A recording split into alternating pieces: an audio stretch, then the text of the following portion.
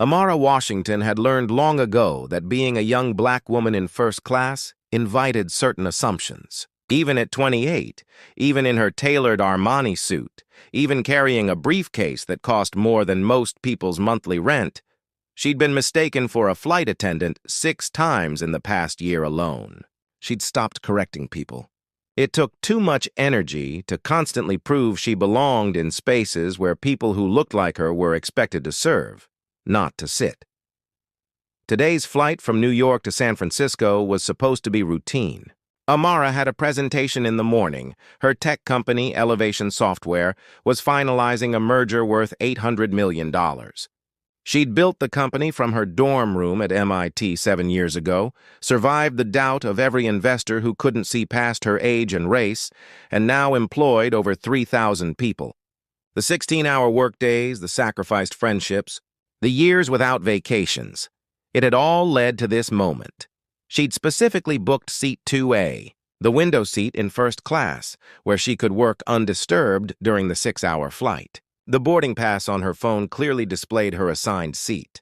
She'd checked in exactly 24 hours early, as she always did.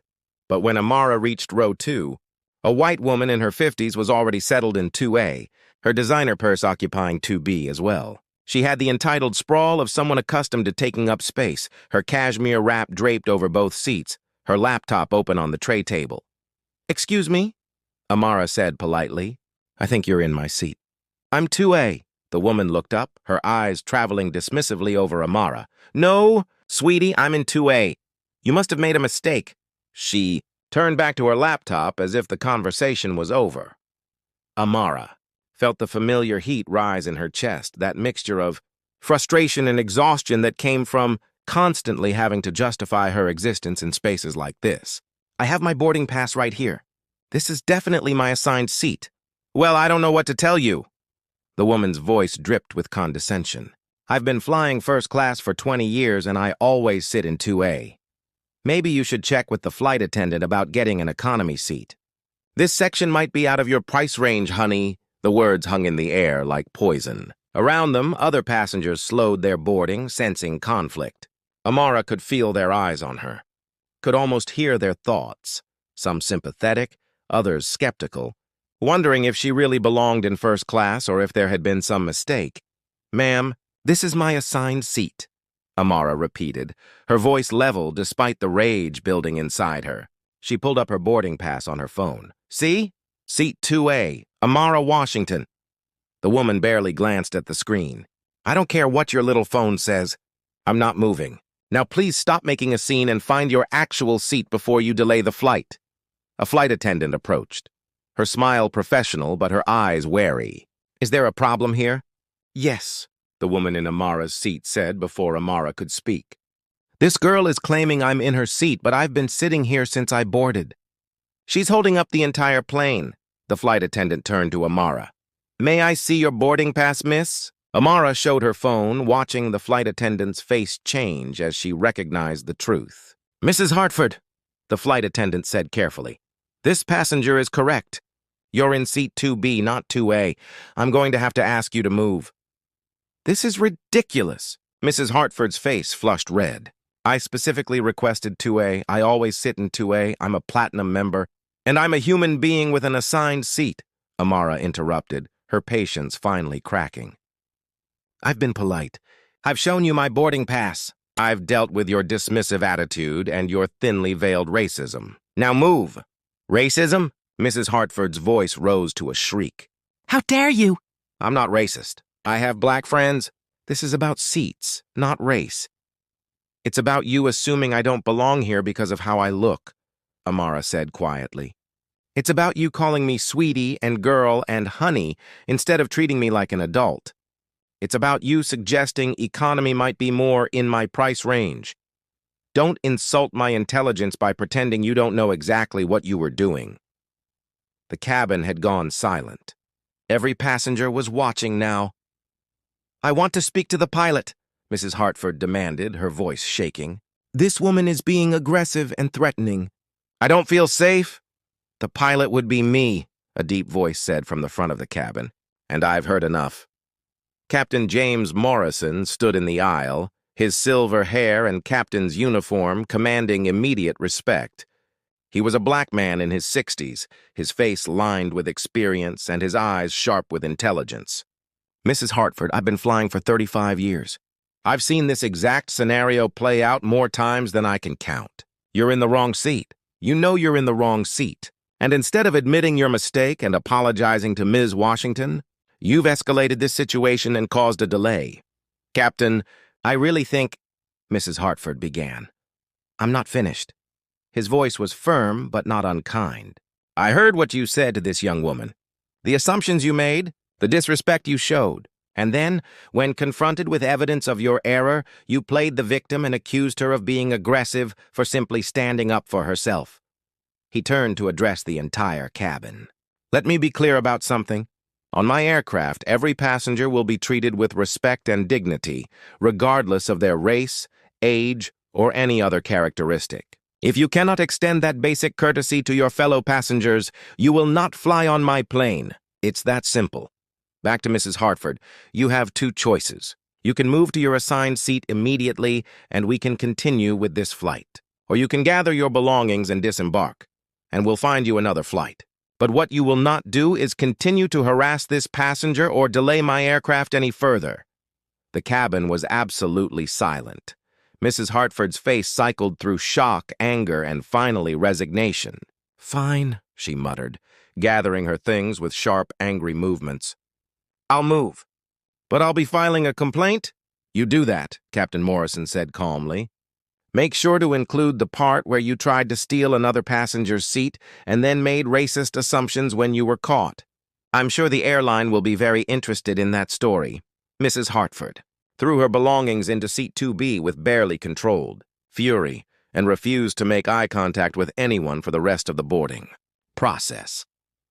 As the captain returned to the cockpit, he paused beside Amara. "I apologize that you had to experience that." "Ms. Washington, you handled yourself with remarkable grace." "Thank you, Captain," Amara said softly, her voice thick with emotion. "You didn't have to do that." "Yes, I did," he replied. "Because 30 years ago, I was a young pilot constantly having passengers request different flights when they saw a black man in the cockpit. And every time someone stood up for me, it reminded me that I wasn't alone. That I did belong. You belong here, Ms. Washington. Don't let anyone make you doubt that." After he left, the flight attendant leaned down. "I'm so sorry for what happened. Can I get you anything? A drink, perhaps?" "Actually," Amara said, feeling steadier now, "could you let Captain Morrison know I'd like to speak with him after we land? I have a proposition for him." 6 hours later, as the plane touched down in San Francisco, Amara felt like she could finally breathe. The flight had been uneventful after the initial confrontation. Mrs. Hartford had kept to herself, radiating indignation, while Amara worked on her presentation and tried to process everything that had happened. When passengers began deplaning, Captain Morrison emerged from the cockpit. Amara waited until the crowd thinned, then approached him. "Captain Morrison, thank you again for your support today. That kind of public stand means more than you know." "It was the right thing to do," he said simply. "I agree, which is why I'd like to offer you a position." Amara pulled out her business card, sleek, minimalist, with just her name and the Elevation Software logo. "I'm the founder and CEO of Elevation Software. We're in the process of developing a new diversity and inclusion training platform for corporations. I need someone with your experience, your perspective, and your courage to help lead the program development. Someone who understands what it means to navigate predominantly white spaces as a person of color. Someone who won't stay silent when they see injustice." Captain Morrison looked at the card, then at Amara, his eyes widening with recognition. "You're Amara Washington? The Amara Washington? I read about your company in Forbes last month. The merger with Tech Forward will be finalized tomorrow if all goes well," Amara finished. "But the money doesn't matter if we're not using it to make real change.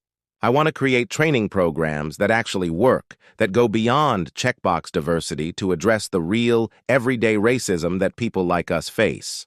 The assumptions, the microaggressions, the constant questioning of whether we belong in the spaces we've earned the right to occupy." She gestured back toward the plane. What happened today happens every single day to black people, to people of color, to anyone who doesn't fit the narrow definition of who belongs in first class or corner offices or cockpits. I want to change that, and I need people like you to help me do it. Captain Morrison was quiet for a long moment. I'm not a tech person, Ms. Washington. I have plenty of tech people. What I need are truth tellers. People who've lived this experience and can speak authentically about it. Would you at least consider it? I'd love to have coffee and discuss the possibilities. He smiled, a genuine smile that crinkled the corners of his eyes. I'd be honored. I have 2 more years before mandatory retirement, but after that, yes, I'd very much like to talk with you about this. They exchanged contact information, and as Amara finally exited the plane, she found herself smiling despite the exhaustion. The incident with Mrs. Hartford had been painful, infuriating, and deeply familiar. But Captain Morrison's intervention had reminded her why she'd built her company in the first place, not just for profit, but for purpose. Not just to create technology, but to create change. 3 months later, Elevation Software launched its new diversity training platform with Captain James Morrison as the Director of Curriculum Development. The program didn't shy away from uncomfortable truths. It featured real stories from real people, like the story of a young CEO confronted by racism on a flight, and the pilot who chose to use his authority to defend her. The platform became required training for several major airlines, tech companies, and Fortune 500 corporations. It sparked difficult conversations and genuine change. And it all started because one woman refused to give up her seat, and one man refused to stay silent. Amara kept that boarding pass from Flight 2847, Seat 2A, New York to San Francisco. It sat framed on her office wall, a reminder that the spaces we occupy are never given freely when you're breaking barriers. They have to be claimed, defended, and ultimately transformed. And sometimes, the moments that challenge us the most become the catalyst for the change we were always meant to create.